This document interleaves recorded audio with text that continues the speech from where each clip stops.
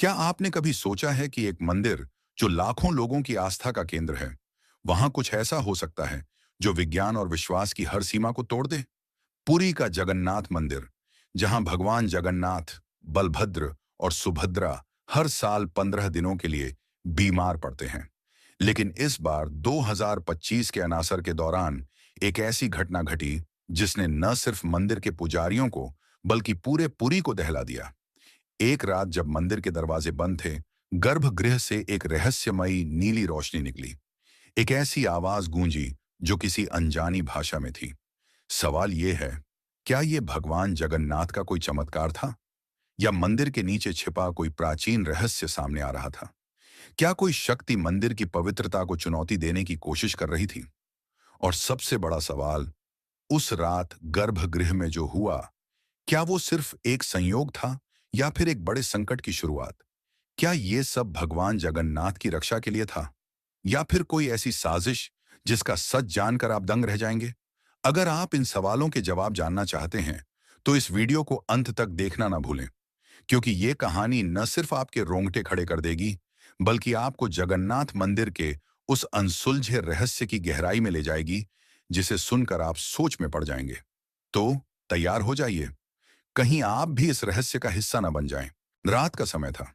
पुरी में हल्की बारिश हो रही थी। जगन्नाथ मंदिर के आसपास का माहौल शांत था। मंदिर के पुजारी अपनी दिनचर्या पूरी कर चुके थे। अनासर के कारण भगवान जगन्नाथ, बलभद्र और सुभद्रा को गर्भगृह में विशेष औषधियों और अनुष्ठानों के साथ रखा गया था। लेकिन उस रात कुछ अलग था। मंदिर के मुख्य पुजारी पंडित विश्वनाथ महापात्र को अचानक एक अजीब सा एहसास हुआ। पंडित विश्वनाथ, जो पिछले 40 सालों से मंदिर की सेवा कर रहे थे, हर रात की तरह गलियारों का चक्कर लगा रहे थे। लेकिन उस रात जब वो गर्भगृह के पास पहुंचे, उन्हें एक अजीब सी आवाज सुनाई दी। ये न तो घंटी की आवाज थी, न ही किसी भजन की। ये एक ऐसी आवाज थी जो उनके रोंगटे खड़े कर रही थी। ऐसा लग रहा था जैसे कोई धीरे धीरे मंत्र जप रहा हो, लेकिन वो मंत्र कोई सामान्य मंत्र नहीं था। क्या आप जानते हैं कि जगन्नाथ मंदिर में अनासर के दौरान कोई भी भक्त गर्भगृह में नहीं जा सकता? ये 15 दिन भगवान के लिए पूर्ण विश्राम का समय होता है, और मंदिर के दरवाजे पूरी तरह बंद रहते हैं। लेकिन उस रात गर्भगृह से आने वाली आवाज ने सारी परंपराओं को चुनौती दे दी। पंडित जी ने सोचा कि शायद कोई दूसरा पुजारी अनुष्ठान कर रहा हो। लेकिन जैसे ही वो गर्भगृह के करीब पहुंचे, आवाज और तेज हो गई। ये मंत्र न तो संस्कृत में था, न ही ओडिया में। ये एक ऐसी भाषा थी जो पंडित जी ने पहले कभी नहीं सुनी थी। उनकी हिम्मत जवाब दे रही थी, लेकिन भगवान जगन्नाथ के प्रति उनकी भक्ति ने उन्हें आगे बढ़ने का साहस दिया। जब पंडित विश्वनाथ गर्भगृह के पास पहुंचे, तो उन्होंने देखा कि दरवाजा हल्का सा खुला हुआ था। यह असामान्य था, क्योंकि अनासर के दौरान गर्भगृह को पूरी तरह बंद रखा जाता है। उन्होंने धीरे से दरवाजा खोला, और जो देखा उससे उनकी सांसें थम गईं। भगवान जगन्नाथ की मूर्ति के आसपास एक नीली चमक थी, जो किसी अलौकिक शक्ति की तरह लग रही थी। मूर्ति के सामने जमीन पर एक अजीब सा प्रतीक बना हुआ था, जो न तो कोई यंत्र था, न ही कोई धार्मिक चिन्ह। ये एक ऐसा प्रतीक था जो पंडित जी ने पहले कभी नहीं देखा था।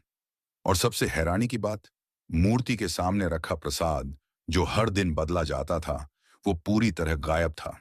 जगन्नाथ मंदिर में प्रसाद को महाप्रसाद कहा जाता है, और इसे भक्तों के बीच बांटा जाता है।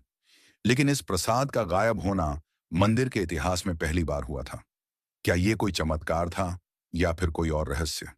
पंडित जी ने तुरंत अन्य पुजारियों को बुलाया, लेकिन जब वो वापस आए, तो वो नीली चमक गायब थी, प्रतीक गायब था, और प्रसाद अपनी जगह पर वापस रखा हुआ था, जैसे कुछ हुआ ही ना हो। क्या ये उनका वहम था, या वाकई में कुछ अलौकिक हुआ था?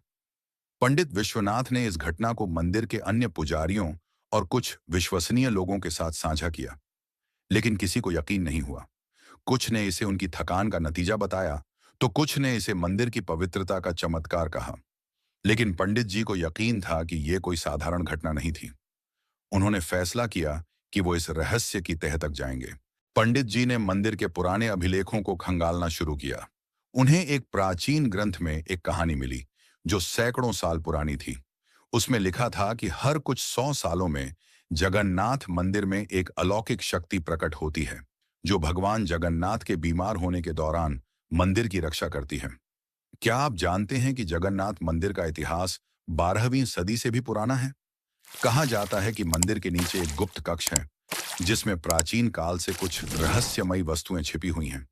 क्या वो नीली चमक उसी कक्ष से आई थी? लेकिन इस शक्ति का स्वरूप क्या था? और वो नीली चमक और अजीब मंत्र क्या थे? पंडित जी ने स्थानीय बुजुर्गों से बात की और एक बुजुर्ग ने बताया कि उनके दादाजी ने भी ऐसी ही एक कहानी सुनी थी। उस कहानी में एक नीला रत्न का जिक्र था जो मंदिर की नींव में दबा हुआ था। इस रत्न में ऐसी शक्ति थी जो समय और स्थान को नियंत्रित कर सकती थी। अगली रात मंदिर के बाहर एक साधु दिखाई दिया। उसने अपना चेहरा ढक रखा था और उसकी आंखों में एक अजीब सी चमक थी। उसने पंडित विश्वनाथ को पास बुलाया और धीमी आवाज में कहा, पंडित जी, जो तुमने देखा वो कोई वहम नहीं था, वो एक संदेश था। साधु ने बताया कि वो नीली चमक एक प्राचीन शक्ति थी जो हर अनासर के दौरान मंदिर की रक्षा के लिए प्रकट होती है। लेकिन इस बार कुछ और भी था।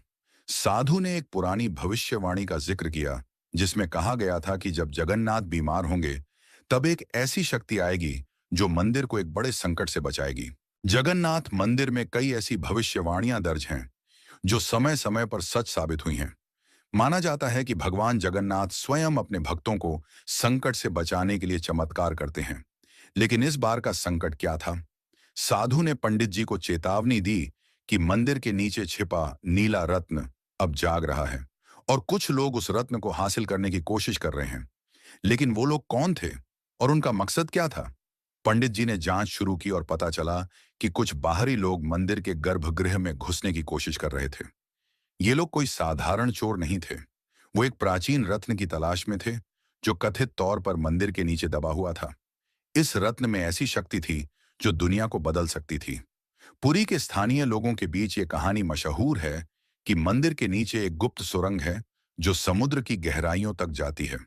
कुछ लोग मानते हैं कि यह सुरंग प्राचीन काल में मंदिर की रक्षा के लिए बनाई गई थी। क्या उन बाहरी लोगों को इस सुरंग का पता चल गया था? पंडित जी ने स्थानीय पुलिस और मंदिर प्रशासन को इसकी सूचना दी। जांच में पता चला कि ये लोग एक अंतर्राष्ट्रीय गिरोह का हिस्सा थे जो प्राचीन अवशेषों की तस्करी करता था। लेकिन उस रात वो नीली चमक और मंत्रों ने उन लोगों को डरा दिया और वो भाग गए।